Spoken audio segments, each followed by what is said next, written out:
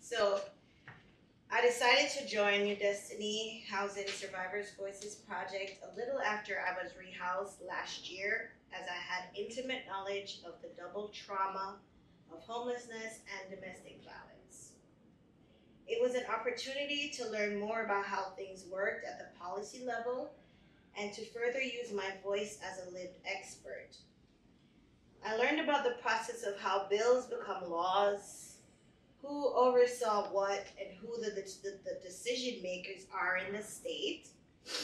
We talked about budget negotiations and influencing decision makers to change laws.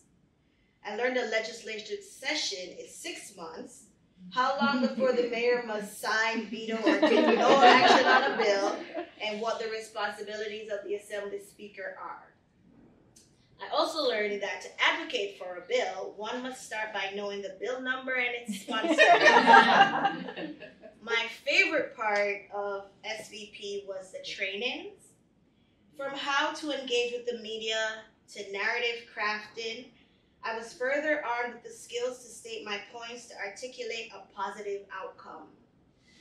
Media is a large part of our lives, and spreading awareness about homelessness, solution-focused messages is important in the fight. Policy is one thing, changing people's hearts and minds is another. Humanizing unhoused people and showing the larger problem of the lack of affordable housing through social media, for one, goes a long way in changing public perceptions. I also met several people who are committed to ending family homelessness and made very valuable connections. I've said it before that I finally feel like I belong in every room God opens the door for me to enter in. I still do. It is important for survivors to share their experiences because numerical data is not enough to determine what we need to thrive.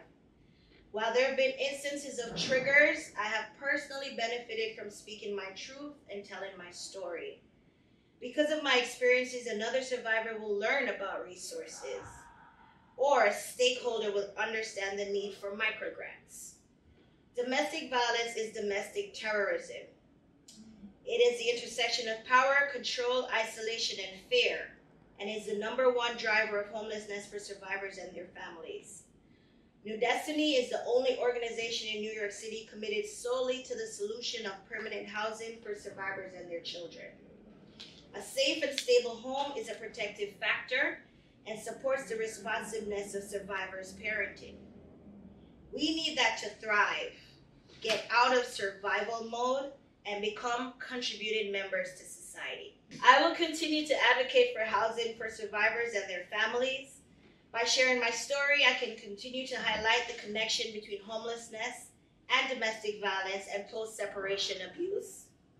Changing society's beliefs and perceptions about what homelessness looks like, and changing housing policy to get homes without people occupied and people without homes housed is ongoing work. Most people don't believe housing insecurity can be solved and generally think homelessness is due to personal failing. Rather than understanding that it is being fueled by broken systems, the dominant narrative isn't about the structural causes of this issue or its intersection with phenomena like DV and intimate partner violence.